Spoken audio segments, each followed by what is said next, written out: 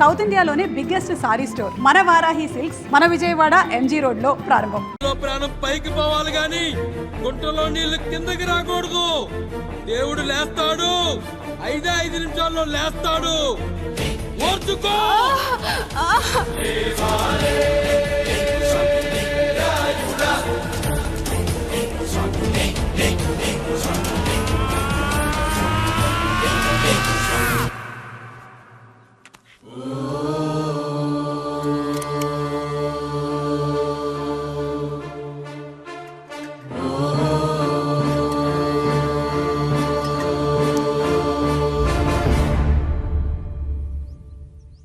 రాయుడు గారు నిద్ర లేచారు.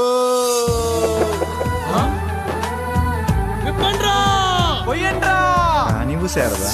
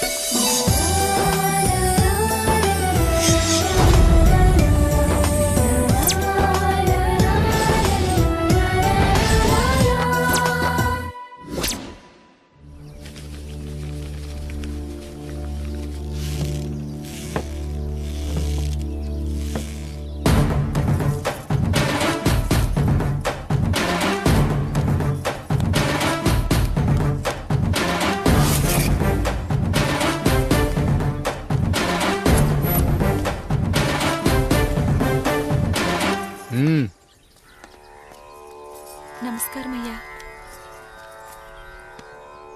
అయ్యా, మన ఈరిగాడికి సంవత్సరం క్రితం పెళ్ళయిందయ్యా. మొన్నటిదాకా తాడు బంగారంలో ఉన్న వాళ్ళ జీవితం ఇప్పుడు తాడు ఫ్యాన్లో మారిందయ్యా. తన భర్తకి తల్లిదండ్రులు ఎక్కువయ్యారయ్యా. కట్టుకున్న భార్యకి చీర కొనడం కంటే అమ్మా నాన్నలకు మాత్రం మందులు కొనటమే తన సంతోషం. పొద్దున లేచిన దగ్గర నుంచి తల్లిదండ్రుల పనులు పెళ్ళ ముద్దు ముచ్చట తీర్చట్లేదని తల్లిదండ్రులను వృద్ధాశ్రమంలో చేరిస్తే తను తన భర్త సంతోషంగా ఉంటామని వీరిగాడి భార్య సావిత్రి రచ్చబండి ఫిర్యాదు చేసిందయ్యా. చూడమ్మా, ప్రతి స్త్రీ జీవితం 3 ఆకులతో ముడిపడి ఉంటుంది. పెళ్లిల్లో మావిడాకులు, శోభనం గదిలో తమలపాకులు, ఆ తర్వాత భర్తతో విడాకులు. మావిడాకులు గుమ్మానికి కట్టొచ్చు, తమలపాకులతో కిల్లీలు కట్టొచ్చు, కానీ విడాకులతో కాపురాలను కట్టలేమమ్మా, కట్టలేం. నన్నేం చేయమంటారు? నాకంటూ కోరికలుండవా? భర్తతో సరదాగా ఒక్కదాన్నే గొడవ పడాలని, ఆయన కష్టపడి అలిసొస్తే పక్కింటి వాళ్ల కబుర్లన్నీ చెప్పాలని, వచ్చిన జీతం మొత్తం చేతికిచ్చాక నేనే 10వ పరకో చేతిలో పెడితే ఆయన కళ్లల్లో ఆనందం చూడాలని నాకనిపించదా? ఎంతసేపు అమ్మా నాన్న అంటూ వాళ్ల కొంగు పట్టుకుని తిరగడమే తప్ప నా పైట పట్టుకుని తిరిగిందే లేదు. నాకు విడాకులొద్దు, నా భర్త నాకు కావాలి. ఎరా, నీ భార్య చెప్పింది విన్నావుగా, ఏమంటావు? అయ్యా, మీరు నా వైపు కూడా ఆలోచించండి అయ్యా. 9 నెలలు నా తల్లి కష్టపడి కనీ పెంచితే 20 ఏళ్ళు నా తండ్రి నన్ను పోషించాడు. నిన్నగాక మొన్నొచ్చింది. ఇది మమ్మల్ని విడదీయాలంటే ఎలాగయ్యా? నాకు నా పెళ్ళం కంటే నా తల్లిదండ్రులు ఎక్కువయ్యా. మరి పెళ్ళెందుకు చేసుకున్నావురా? పక్కూళ్ళో పనికెళ్తుంటే అక్కడ మెస్ భోజనం పడట్లేదయ్యా. ఇల్లామంటే పని మనిషి అనుకుంటున్నావారా? అసలేమనుకుంటున్నావురా? ఆడదంటే నీకంటే చిన్నదవుతే చెల్లవుతుంది. పెద్ద అప్పుడు నేను తెలుసుకున్నానయ్యా. నా తల్లిదండ్రులు నేను వదిలేస్తానయ్యా. నా పెళ్ళాన్ని నాకు ఇప్పించున్నాయ్యా.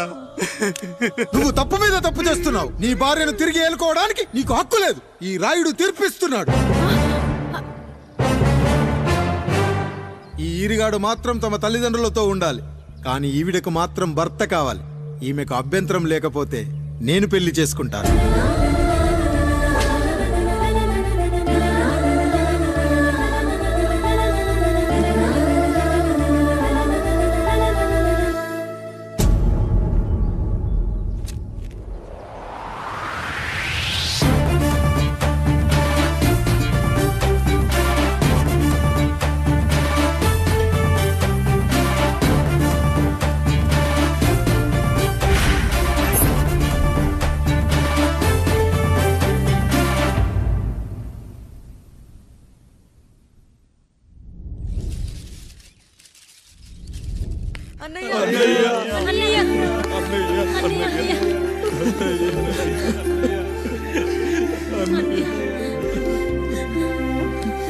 రాత్రి చాలా భయం వేసిందనయ్యా. ఇప్పుడు మమ్మల్ని వదిలి వెళ్ళకన్నయ్యా. రాత్రే కదరా మనం అందరం కలిసి పడుకున్నాం. ఎప్పుడో రాత్రి చూసామన్నయ్యా. నిన్ను చూడకుండా ఒక్క అరగంట కూడా ఉండలేకపోతున్నా.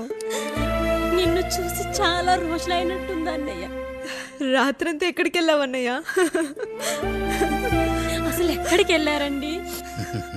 ఇంట్లో దోమలు కుడుతున్నాయని అలా పక్కనే ఉన్న గడ్డివాం దగ్గర పడుకున్నా. మన రత్తాలు వాళ్ళ ఆయన ఊళ్ళో లేడంది. సరే అని తను తోడుగా తీసుకెళ్ళా.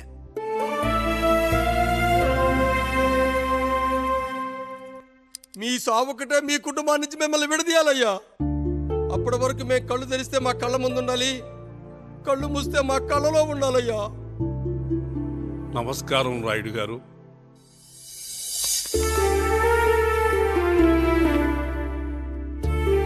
నమస్తే. ఏం జడ్జి గారు ఎప్పుడొచ్చారు? ఇప్పుడే. రాయుడు గారు, మీ కుటుంబం గురించి వినడమే గాని ఇప్పుడే చూస్తున్నాను. ఒక్కసారి మీ కుటుంబ సభ్యుల్ని నాకు పరిచయం చేయండి రాయుడు గారు. వాళ్ళు నా తమ్ముళ్ళు.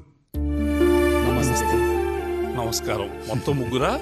కాదు, నలుగురు. వాడు వేరే షూట్లో ఉన్నాడు. వీళ్ళు నా చెల్లెళ్ళు. నమస్కారం తల్లి. వీళ్ళు నా భార్యలు. నమస్కారం అమ్మా. వీళ్ళు నా బంధువులు. నమస్కారం. నా జీవితంలో ఎంతో ముఖ్యమైన, ఆ, ఇష్టమైన, ప్రాణమైన ఆ. మరో మనిషిని మీకు పరిచయం చేయాలి. ఆవిడే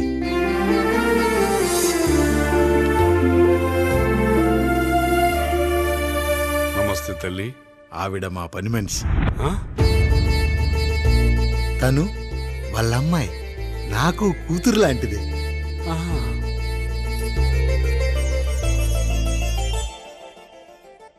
ఆ ఫోటోలోని వ్యక్తి ఎవరమ్మా? మీ ఆయన?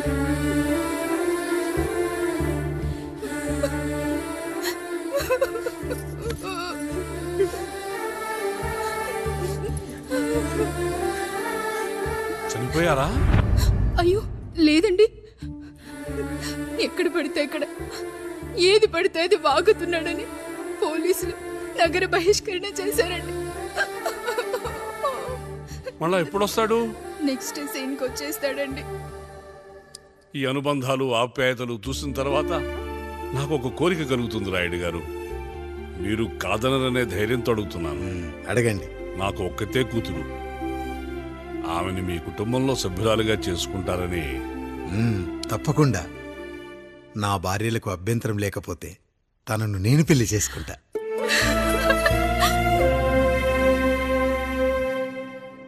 అయ్యో, మీరు పొరపాటుగా అర్థం చేసుకున్నారు. మీ పెద్ద తమ్ముడికి ఇచ్చి చేస్తారని.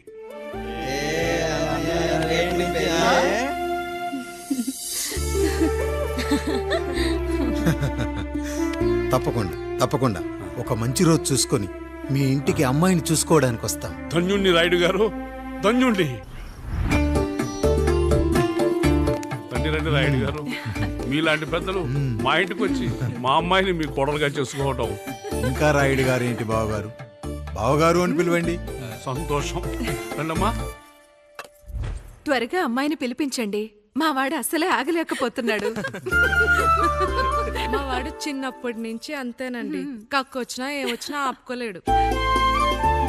త్వరగా మీ అమ్మాయిని పిలిపిస్తే ఆ కళ్యాణం ఏదో చేసేద్దాం. అమ్మా జయమాలిని, అమ్మాయిని చూసురా.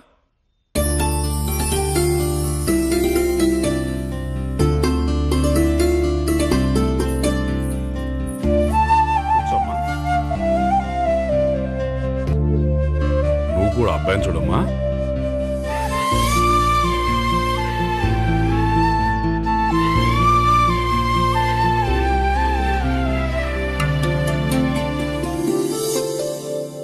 మా అమ్మాయి అని చెప్పుకోవడం కాదు కానీ అసలు ఈ కాలపిల్ల కాదు బావగారు.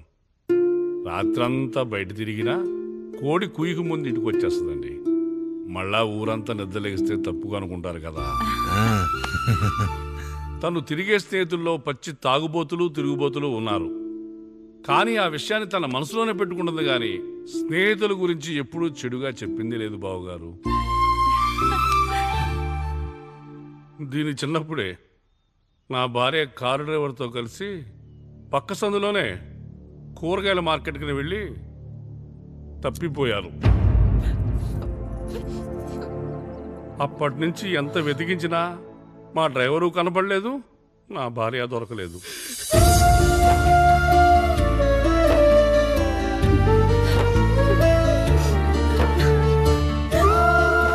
అమ్మ నాకు చాలా ప్రేమ పంచింది నాన్న, అది ఊరంతా పంచుతానంటుంది నా బిడ్డ. నేను కాదనలేదు. అలాంటి నా కూతురు ఇవాళ మీ కోడలవటం నిజంగా నా అదృష్టం బావగారు. ఈ రోజు నుంచి మీ అమ్మాయి మా ఇంటి బిడ్డ. అమ్మాయి నచ్చిందా బాబు? నచ్చిందా?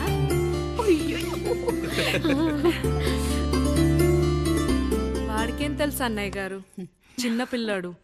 ఇప్పటికీ ఆకుని చెవులో పువ్వుని నోట్లో పెట్టుకొని తిరుగుతూ ఉంటాడు.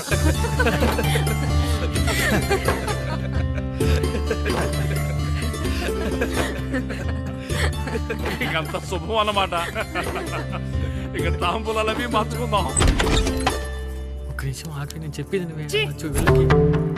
ఒకసారి నా మాట విను. నేను చెప్పేది నేను ఒక్క క్షణం కూడా ఉండను. ప్లీజ్. అమ్మా శారదా, పెద్దవాళ్ళు వచ్చారమ్మా, మనల్ని చూస్తున్నారు. అమ్మాయికి పెళ్లి చూపురమ్మా. ఈ టైంలో నువ్వు ఇలా అలర్ట్ చేస్తే దాని జీవితం నాశనం అవుతుంది తల్లి. లోపలికెళ్ళు, తాతో మాట్లాడదాం. ఇక్కడ మీ కోడలు కాపురం కాలిపోతుంటే మీరు ఆ మంటల్లో మీ కూతురు పెళ్లికి కాఫీలు పెట్టిస్తున్నారా? ఈ ఇంట్లో నేను ఇంకొక క్షణం కూడా ఉండను. ఒక్క నిమిషం తల్లి, అసలేం జరిగిందో నాకు చెప్పమ్మా. ఈయన మంచోడని 6 నెలల క్రితం నాకు పెళ్లి చేశారు. మొదట్లో బాగానే ఉన్నాడు, ఆ తర్వాత ఒక రోజు మందు కొట్టాడు. పోనీ తాగింది దిగాక మంచోడుగా ఉంటాడు అనుకుంటే ఈ మధ్య చెడు తిరుగుళ్ళు తిరుగుతున్నాడు. ఊరవతల చిన్నిళ్ళు కూడా పెట్టేశాడు. మీరే చెప్పండి రాయుడు గారు, ఈ ఇంట్లో నేను ఉండాలా, వెళ్ళిపోవాలా, ఈయన్ని వదిలేయాలా, అక్కర్లేదా? వదిలేయాలమ్మా. వదిలేయాల్సింది నీ భర్తను కాదు, అతనిలోని లోపాలు. ఆశ్చర్యపోతున్నావు కదూ? ఒక మగాడి బాధ సాటి మగాడిగా నేను చెప్తానమ్మా. ఆడదాని ప్రేమ వెలిగించిన అగరొత్తి లాంటిది. ఒకడు వెలిగించగానే కొన్ని గంటల్లో బూడిదైపోతుంది. కానీ మగాడి ప్రేమ దీపం లాంటిది. తను కాలుతూ కూడా నలుగురిని వెలిగించుకుంటాడు. ఆ వెలుగులో ఆనందాన్ని వెతుక్కుంటాడు. చూడమ్మా శారద, నువ్వు కాకిలోని నలుపును చూస్తున్నావు, నేను దాని రెట్టలో తెలుపును చూస్తున్నాను. మొగడు మందు కొట్టొస్తే నిన్ను కొట్టలేదని సంతోషపడాలి గాని బాధపడకూడదమ్మా. ఇక చిన్నిల్లు సంగతి అంటావా? రుచిగా ఉందని లొట్టలేసుకుంటూ సగం తిన్న బిర్యానీలో కుక్క మూతి పెట్టిందని తెలిసాక దాన్ని పారేసుకుని ఆకలిని చంపుకోవడం కంటే నాకింది మనింటి కుక్కే కదా దాని మూతిపళ్ళు రాలగొట్టి ఇంట్లో కట్టేయాలి. నీ భర్త కూడా అలాంటి కుక్కలాంటి వాడేనమ్మా.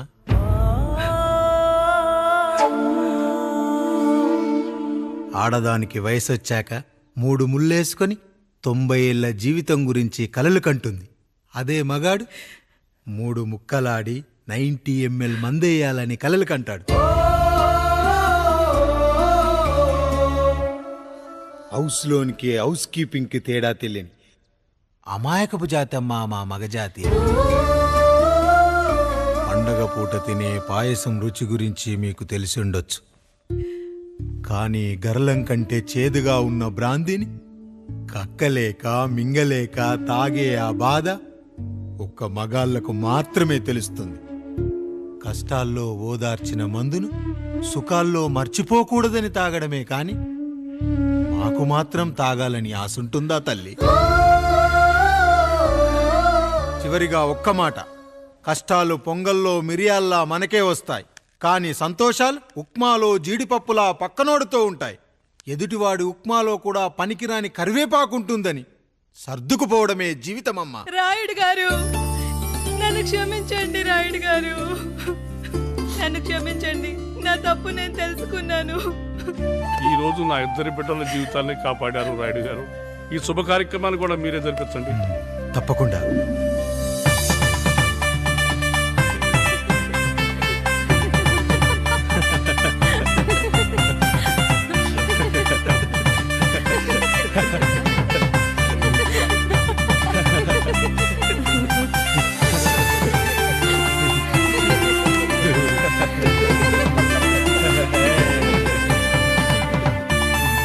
రాముడు పండు మీరు దీవించండి మేము దీవించండి.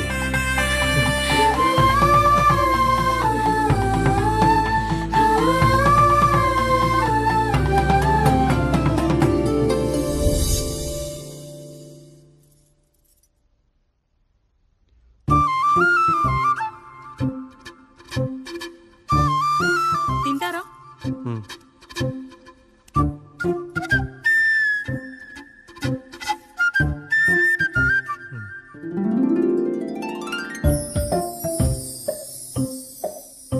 ఫస్ట్ టైమా? అవును, మీకెలా తెలిసిపోయిందండి? అంటే మా బామ్మ చెప్పింది. శోభనం గదిలో అనుభవం మగాడైతే మామిడి పండు పిసుక్కొని తింటాడు, అదే లేనివాడైతే మీలా ఇలా అరటిపండు ఓపిగ్గా ఒలుచుకొని తింటాడు అని.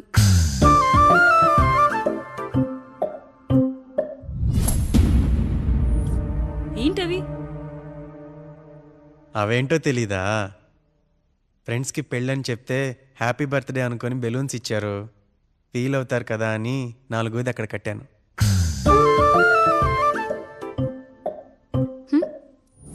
ఈ అన్నయ్య వచ్చాడు. పిల్లల గదిలోకి వెళ్ళారా? వెళ్ళారండి. మీరెంత ఏంటి ఇంత రాత్రి అయినా ఇంకా పడుకోలేదా? మీరు లేనిది ఎప్పుడైనా పడుకున్నామా అన్నయ్య? అందరం కలిసే కదా పడుకునేది మావయ్య.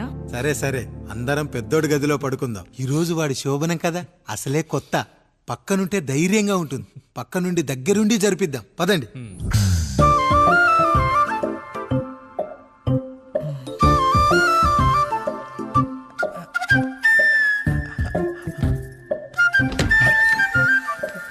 కానివ్వండి రా, కానివ్వండి కానివ్వండి. మీరేంటి మావయ్య ఇక్కడ పడుకుంటున్నారు?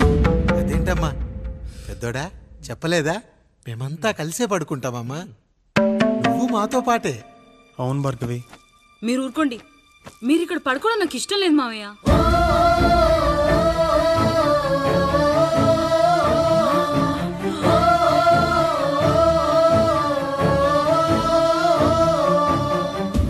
అదేంటమ్మా అలా అంటావు? ఎన్నో చూశాం, ఎన్నో చేశాం. దుక్కి దున్ని కోత కోయకుండానే ఈ విత్తనాలన్నీ మొలకొచ్చాయంటావా తల్లి? అవన్నీ నాకు తెలియదు మావయ్య. మర్యాదగా బయటికి వెళ్ళండి.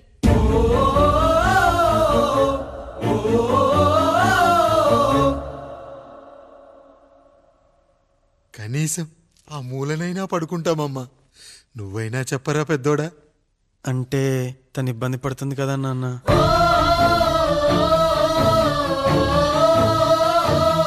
నువ్వు కూడా ఏంట్రా? పిల్లలేదో ఆశపడుతున్నారమ్మా. ఒక్కసారి ఆలోచించమ్మా. మావయ్య మీరు బయటికి వెళ్తే మేము తలుపులేస్తాం.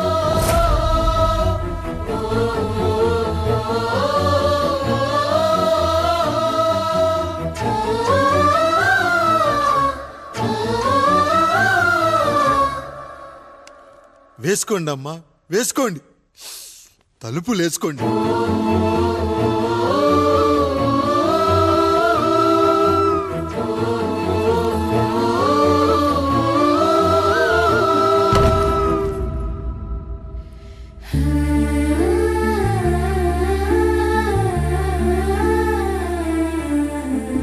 రాయుడు, బిడ్డలు జాగ్రత్త. ఈ రోజు నుంచి వీళ్ళంతా నీ తమ్ముళ్ళు చెల్లెళ్ళు కాదు, నీ బిడ్డలు.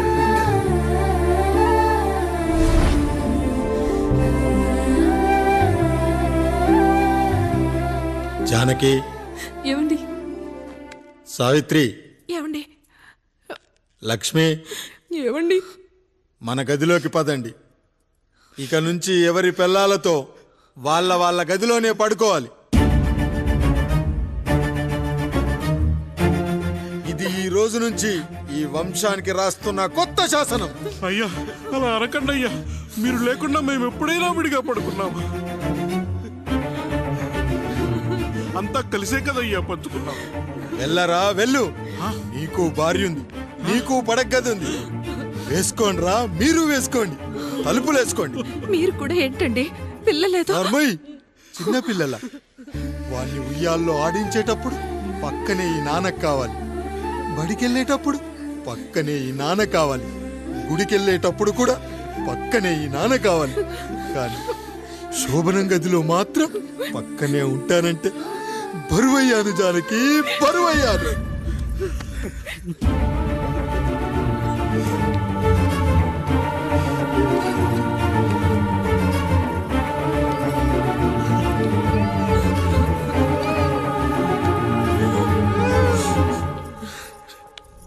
ఏంటండి ఇంకా అదే ఆలోచిస్తున్నారా? ఎలా మర్చిపోగలను లక్ష్మి? జరిగిందేదో జరిగిపోయింది, మీరు బాధపడకండి. ఎంత మాట అన్నాడో చూసావా? నా భార్య ఇబ్బంది పడుతుంది, బయటికెళ్ళండి నాన్న అన్నాడు. వాణ్ణి ఎలా పెంచాను? చదువుకుంటే పై చదువులకు వాడు వేరే ఊరు వెళ్లాల్సి వస్తుందని చదివే మాన్పించేశాను. జ్వరం వస్తే ఆ మాత్రలు చేదుగా ఉంటాయని నేనే మింగాను. నోరు తెరిచి అమ్మ కావాలన్నప్పుడు